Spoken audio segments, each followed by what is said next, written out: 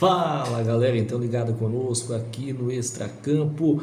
Vamos fazer mais uma análise da Copa do Mundo, de mais um desses grandes jogos da Copa dos 26. Pois é, eu sou o Léo, já te convidando aqui para se inscrever aqui no nosso canal, dar aquele curtizinho para apoiar nosso projeto que está só começando, mas tem muita coisa boa por aí nesse domingo 5 de julho de 2026, que foi um domingo fatídico para a torcida brasileira, o Brasil caindo, né, para a Noruega, mas o papo agora é outro, é México e Inglaterra. Teremos um boníssimo Inglaterra e Noruega na Copa do Mundo da fase de quartas de final, tá? Bom, para a gente começar, a primeira derrota do México em Copas, o México já tinha disputado em 70, 86 e agora também 26, jogos no Estádio Azteca, para muitos o mais mítico de todos os tempos nas Copas do Mundo, para mim também de certa forma é sim, e pela primeira vez o México sendo derrotado em casa, né? Esse era o nono jogo, né, do México em casa.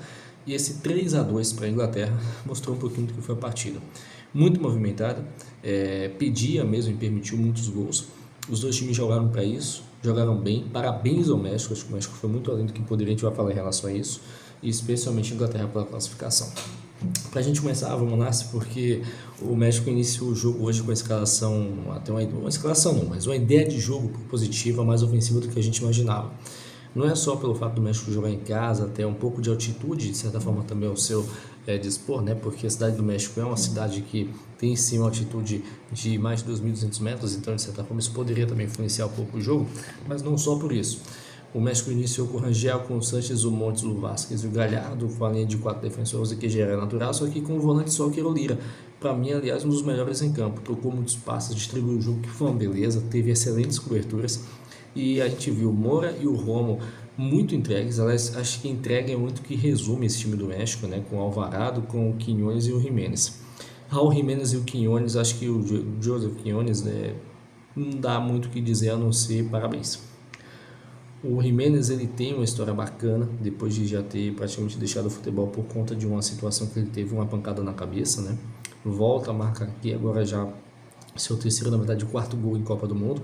E agora o Quiñones, que esse sim foi o cara do México, né? Artilheiro do time, marcou em quase todos os jogos que disputou nessa Copa do Mundo, hoje marcou de novo, foi um cara que apareceu quando tinha para aparecer, não é jogador brilhante não, mas tem muita entrega, tem um poder de finalização, finaliza bem, aliás, finaliza forte, tem força no pé direito, foi bem demais hoje de novo o Quiñones. Para mim, o cara do México na partida de hoje foi o que mais propôs jogo, o que mais garantiu situações de chance de gol para o time mexicano, que consegue de novo, com o seu técnico, o Jorge Aguirre, chegar além do que se imaginava. Acho que era de se imaginar que o México fosse passar da fase de grupos, especialmente pelo fato de ser um grupo muito parelho e se classificar 3 times, né? De certa forma, poderia se classificar 3 times, como no grupo do México a gente teve ali México, Tchequia, Coreia do Sul, né? E também a seleção da África do Sul. Nesse caso, se classificaram 3, o México, a Tchequia e a África do Sul. A África do Sul acabou ficando para trás, e o México acho que foi até além do que se imaginava, porque a partir do momento em que ele consegue passar da fase de 16 avos, da maneira como foi conseguindo um jogo grande contra o Equador, eu mesmo coloquei o Equador como favorito para esse jogo diante do que o time poderia oferecer. O México passou e jogou muito de igual para igual hoje contra a Inglaterra. Claro que o time da Inglaterra, e para a gente falar também da Inglaterra, viria hoje para ter uma posição mais de segurar a bola, com um meio campo mais ajustado, né? Depois de ter tido tanto trabalho contra o Congo, esse time da Inglaterra está sabendo sofrer, tá? O time que está sabendo sofrer. Já tinha acertado esse sofrimento contra a Gana, empatou em 0-0. Quando enfrentou também ali anteriormente a seleção do Panamá, não foi fácil para a Inglaterra, bom a gente lembrar disso também, tá? E de certa maneira a seleção da Inglaterra chega para poder jogar 16 avos contra o Congo, sofrendo gol logo no comecinho, teve que passar o jogo inteiro no aperto que a gente imaginou que poderia até acontecer hoje se o México fizesse a mesma coisa, mas não foi o caso. O México até manteve, né, boa parte do jogo no seu campo de ataque, no primeiro tempo especialmente, só que a Inglaterra conseguiu equilibrar as ações e os 3 gols no primeiro tempo saíram logo um atrás do outro, né, um aos 36, o outro aos 39 e o outro aos 41, então no espaço de 5, 6 minutos saíram 3 gols. E aí a gente lembra que a Inglaterra tem um cara que não é só o Harry Kane, eu tô cansado já de rasgar elogios pro Kane, já falei o quanto que eu admiro o centroavante que ele é, adoraria ter um centroavante do quilate, metade do quilate dele na seleção brasileira, infelizmente não temos. Mas a gente viu o Pickford agarrando demais, de novo, excelente partida. A Inglaterra tem goleiro, E o Jordan Pickford foi o melhor goleiro do século da Inglaterra, com toda certeza. O Kwanzaa, para mim, e o O'Reilly, os dois laterais, hoje sofreram bastante, né? Acho que não foi o melhor jogo dos dois, mas a dupla de zaga, o Guerri e o Kwanzaa, dois jogadores que são de bastante fisicalidade, hoje suaram pra caramba, conseguiram também dispor de uma boa partida. Aí vem o Anderson de Rice, acho que o Rice hoje foi um pouco abaixo, teve dificuldade para conseguir conectar bolas um pouco mais médias e longas, mas a gente vê o Saka, que hoje vai voltando aos pouquinhos, né? O Saka tá de lesão ainda, não tá 100%, mas já tá quase isso. O Gordon pela esquerda acho que deu um bom apoio, não foi um cara assim que foi decisivo para a partida, mas acho que deu um bom apoio todas as vezes que a Inglaterra conseguia ser pela esquerda, era sempre com ele, e especialmente com o Bellingham e o Kane. Chamei a atenção do Kane, mas queria falar do Bellingham porque a linha tem marcado os dois primeiros gols e de maneiras muito inteligentes, a gente tem que chamar atenção para isso.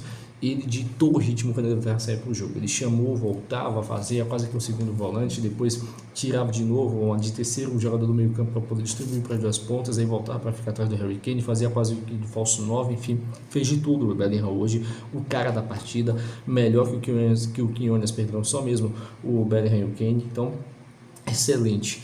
O primeiro gol sai num ataque, né, muito bem montado, uma saída de jogo do Pickford pela direita, um passe que vem por dentro da defesa nas costas do lateral da seleção mexicana, um cruzamento que vem por baixo buscando o Harry Kane, só que a defesa tão atenta ao Kane, Bellingham aproveita para atacar o espaço que fica por trás da segunda trave, e ele brigando, né, num contra um, salvo engano, contra o Lira, não lembro agora se foi o Lira quem estava com ele na marcação, e aí ele atravessa por trás do Lira, consegue infiltrar no espaço vazio e abre o placar. E logo depois um gol muito parecido, que foi de novo a descida, só que dessa vez ali com o jogador Riley, né, e deixa essa bola pingar ali por dentro, o Harry Kane vinha passando, o cruzamento dessa vez vem por baixo, e de novo ele escora de carrinho, faz o segundo gol. E aí o gol do México sai no cruzamento para a área, uma pequena confusãozinha, né? O Kansas tentou tirar de cabeça, não conseguiu, na sobra de bola que o empurrou para o gol com a pancada. E quando vem para o segundo tempo, vem de uma maneira um pouquinho diferente. O primeiro tempo foi muito do México no seu campo de ataque, o segundo tempo não foi que o México ficou no campo de ataque, ele praticamente morou na área da Inglaterra. Só que antes disso a Inglaterra já tinha feito o que precisava, que era matar o jogo. Pra você ter uma noção, foram 23 finalizações do México, 6 só da Inglaterra. A Inglaterra ela sofreu 66% de posse de bola para o México, enquanto a Inglaterra só teve 34% da bola em seus pés. Igualzinho ao Brasil, né? Parecido com o que aconteceu com o Brasil. A diferença é que o México trocava menos passes. Para a gente ter uma noção do jogo do Brasil, o Brasil também teve 34% de posse de bola, só que o Brasil, aliás a Noruega, com seus 66%, ela tocou mais de 630 passes no jogo inteiro. O México ele trocou 460, ou seja, 170 a menos quase. Significa o quê? Que o México prendeu muita bola em jogador só, que jogou essa bola na área, que fez muitos lançamentos que acabaram não sendo errados, mas que a bola ficava ali meio que dividida, né, vamos dizer assim, sem estar exatamente imposta em nenhum dos dois times.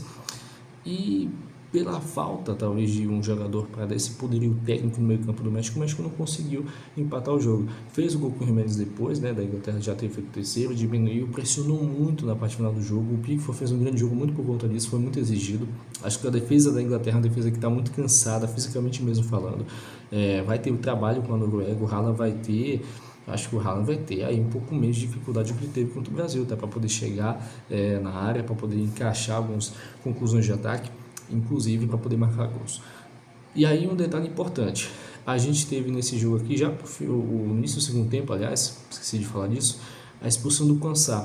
Isso foi o que deu muita oportunidade para que o México conseguisse montar ali a sua pressão na área da Inglaterra. A Inglaterra não está acostumada a ser um time que está sendo pressionado o tempo todo, mas hoje soube lidar bem com isso, por isso eu digo que soube sofrer. Tanto que o gol da Inglaterra ele sai no pênalti, num contra-ataque montado, e o Kane ele marca ali aos 15 minutos, quando o México já era bem melhor. E realmente, 23 chutes a 6 mostra muito o que foi o jogo. Talvez tenha sido injusto, mas o futebol não é por justiça, é por competência. Então, parabéns à Inglaterra. E para o México, acho que o México chegou até além do que se poderia, porque a gente sempre fala que o México cai nas oitavas, só que dessa vez ele caiu nas oitavas de uma seleção, aliás, na Copa do Mundo, em que a seleção disputa mais jogos. Então ele conseguiu passar desse seu quinto jogo, né, finalmente, por mais que tenha caído dessa vez nas oitavas de final, mas acho que ele cai muito de pé.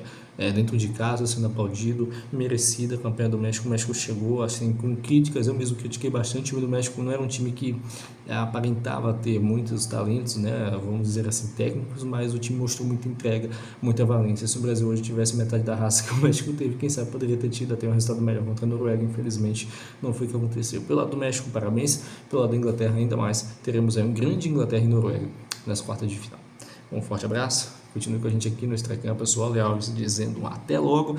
Fica aqui com a gente, hein? Curte, inscreve e compartilha o vídeo. Valeu!